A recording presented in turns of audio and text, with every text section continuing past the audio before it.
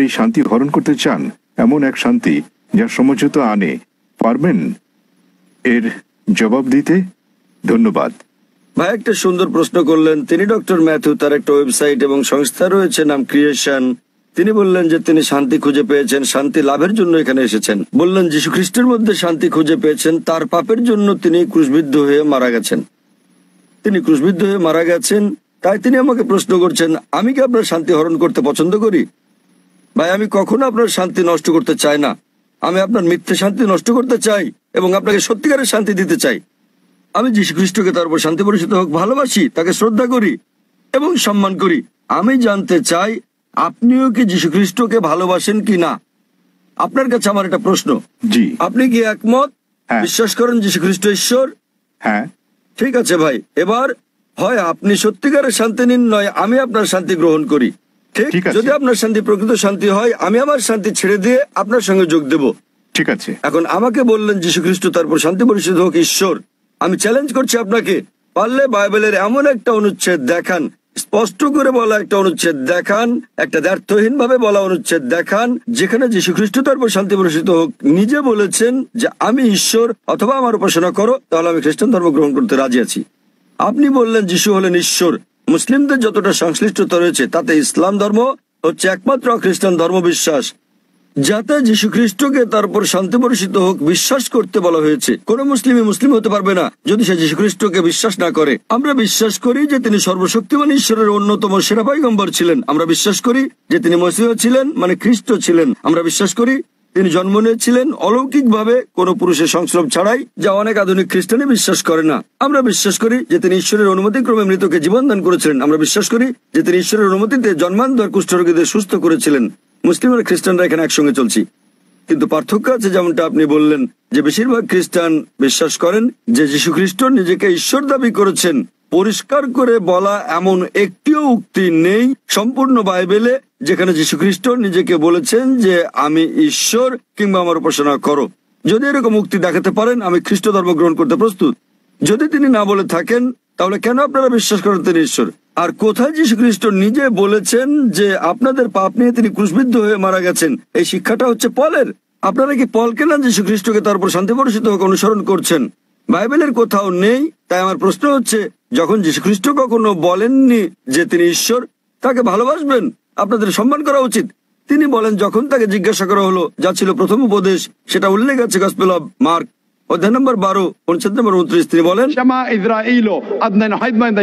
শোনো হে ইসরায়েলগণ, আমাদের প্রভু ঈশ্বর হলেন এক ঈশ্বর। তিনি পূর্বসূরি মুসা আলাইহিস সালামের বাণীর আক্ষরিক পুনরাবৃত্তি করেন। তাই আমি আপনাকে বলছি, যদি আপনি যীশু খ্রিস্টের বাণীগুলো জেনে থাকেন, যদি আপনি বলেন যে খ্রিস্টান সেই ব্যক্তি যে যীশু খ্রিস্ট সাল্লাল্লাহু আলাইহি ওয়াসাল্লামের উপদেশ অনুসরণ করে, যেমন উল্লেখ রয়েছে বুক অফ এফিসিয়েন্স অধ্যায় নম্বর 5 অনুচ্ছেদ নম্বর 18, যে মদ পান করো না। এটা আরো উল্লেখ আছে বুক অফ প্রভাবস অধ্যায় নম্বর 20 অনুচ্ছেদ নম্বর 1। মদ হচ্ছে ব্যঙ্গকারী, প্রতারিতরা এটা গ্রহণ করে। আমরা মুসলিমরা মদ পান করি না, কিন্তু অনেক খ্রিস্টানই পান করে।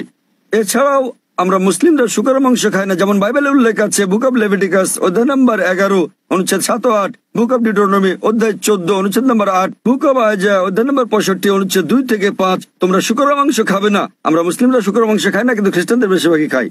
যীশু খ্রিস্টকে তার উপর শান্তি বর্ষিত হোক তার জন্মের 8ম দিনে খাতনা করা হয়েছিল। এটা আছে গসপেল অব লুক অধ্যায় নম্বর 2 অনুচ্ছেদ নম্বর 21। আমরা মুসলিমরা খাতনা করি, কিন্তু বেশিরভাগ খ্রিস্টানই তা করে না। যদি খ্রিস্টান মানে এটা হয় যে ব্যক্তি যীশু খ্রিস্ট সাল্লাল্লাহু আলাইহি ওয়াসাল্লামের বাণী অনুসরণ করে, তাহলে আমি গর্বের সাথে বলি মুসলিমরা খ্রিস্টানদের চেয়ে অনেক ভালো খ্রিস্টান। তাহলে কোথায় আপনারা যীশু খ্রিস্টের উপদেশ মেনে চলেন আর বলেন যে আপনারা তার উপাসনা করেন? তো ভাই, বাইবেলের এমন একটা অনুচ্ছেদ আপনি উল্লেখ করেন যেখানে যীশু খ্রিস্ট তার নিজের মুখে দ্ব্যর্থহীন ভাষায় বলেছেন যে আমি ঈশ্বর কিংবা আমার উপাসনা করো। ডক্টর জাকির নায়েক। জি ভাই, আমার প্রশ্নটি ছিল শান্তির ওপর, এবং আমার সেই শান্তি রয়েছে। আমি কোনো কিছু প্রমাণ কিংবা আপনার সঙ্গে ভিন্নমত পোষণ করার জন্য কিছু মুখস্থ রাখতে কিংবা বলতে আসি। আমি যা বলতে চাই তা হচ্ছে শান্তি, যা আমার বিশ্বাস থেকে এসেছে। কারণ আমরা সবাই পাপী এবং আমাদের পাপ মোচনের জন্য ত্যাগ স্বীকার করা প্রয়োজন। তবে তা আমাদের কাজের মাধ্যমে নয়, বরং এটা বিশ্বাস করার মাধ্যমে যে ঠিক আছে, যীশু খ্রিস্ট আমার পাপের প্রায়শ্চিত্ত করে গেছে। ভালো, তাহলে আপনি একমত যে যীশু খ্রিস্ট সব মানুষের পাপ মোচন করে গেছেন। আপনি কি ব্যাপারে একমত? যারা তাকে বিশ্বাস করে। ঠিক আছে, তাহলে ধরুন আপনার মতো একজন খ্রিস্টান যে যীশু খ্রিস্টকে বিশ্বাস করে সে আপনার স্ত্রীকে ধর্ষণ করলো, তাহলে কি সে স্বর্গে না নরকে যাবে? মাফ করবেন, যদি একজন খ্রিস্টান এসে আপনার স্ত্রীকে ধর্ষণ করে, যে বিশ্বাস করে যীশু খ্রিস্ট তার পাপের জন্য মারা গেছেন, তাতে যে পাপই করুক না কেন তার পাপ মোচন হয়ে গেছে। তো না। যীশু খ্রিস্ট যদি তার পাপের জন্য মারা গিয়ে থাকেন, এর অর্থ সব খ্রিস্টান পুরুষরা নারী ধর্ষণ করলে কোনো পাপ হবে না? না, কখনই না। কেন কখনো নয়? আপনি তো বললেন, যদি আপনি কোনো বলেছেন, ব্যক্তি- আপনি তো বললেন ভাই, আপনি বললেন আপনার কর্ম আপনাকে স্বর্গে নেবে না, এটা আপনার বিশ্বাস। তাহলে যদি বিশ্বাস করেন যীশু খ্রিস্ট আপনার পাপের জন্য মারা গেছেন, যদি ধর্ষণ করেন, ডাকাতি করেন, যদি অন্য মানুষকে নির্যাতন করেন, তাহলে কি আপনি স্বর্গে যেতে পারবেন?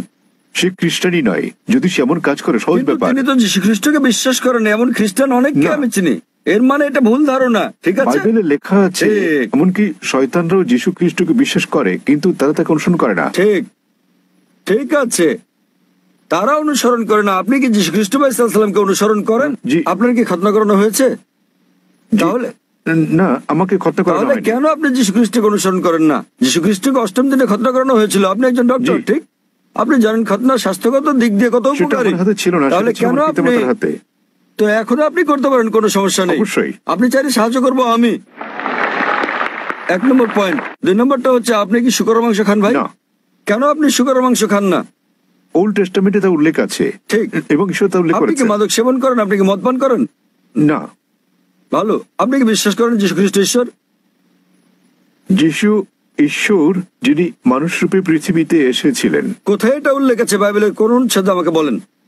বাইবেলে কোন অনুচ্ছেদে? হ্যাঁ, বাইবেলের কোন অনুচ্ছেদে? কোন অনুচ্ছেদে কোথায় যীশু খ্রিস্ট নিজে বলেছেন যে তিনি ঈশ্বর? ধরেন যদি কেউ আপনাকে ঈশ্বর বলে, আপনি কি বিশ্বাস করবেন আপনি ঈশ্বর? কেউ যদি আমাকে ঈশ্বর বলে, আমি কি তা বিশ্বাস করবো?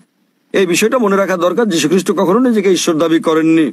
প্রকৃতপক্ষে আপনি গসপেল অফ ম্যাথিউ অধ্যায় নম্বর 19 অনুচ্ছেদ 16 ও 17 দেখবেন, এক ব্যক্তি যীশু খ্রিস্টের কাছে এসে বলল, ও গুড মাস্টার, কি ভালো কাজ করলে আমি অনন্ত জীবনে প্রবেশ করতে পারবো? তখন যীশু খ্রিস্ট তারপর শান্তি পরিশুদ্ধ হোক বললেন, কেন তুমি আমাকে ভালো বলছো ঈশ্বরকে বাদ দিয়ে? কেন তুমি আমাকে গুড বলছো? একটি মাত্র গুড আছে, আর তা স্বর্গের ঈশ্বর। এবং তুমি যদি অনন্ত জীবন পেতে চাও, তাহলে উপদেশ বাণী মেনে চলো। তিনি কখনোই বলেননি যদি স্বর্গে যেতে চাও তোমরা আমাকে ঈশ্বর বলে বিশ্বাস করো। তিনি কখনো বলেননি যে তোমরা বিশ্বাস করো আমি তোমাদের পাপের জন্য মারা গেছি। তিনি বলেছেন যদি স্বর্গে যেতে চাও তাহলে উপদেশ বাণী মেনে চলো। আর এই উপদেশগুলো কি? ডাকাতি করো না, তোমরা মদ খেও না, প্রতিবেশীর স্ত্রীর প্রতি লালসা করো না।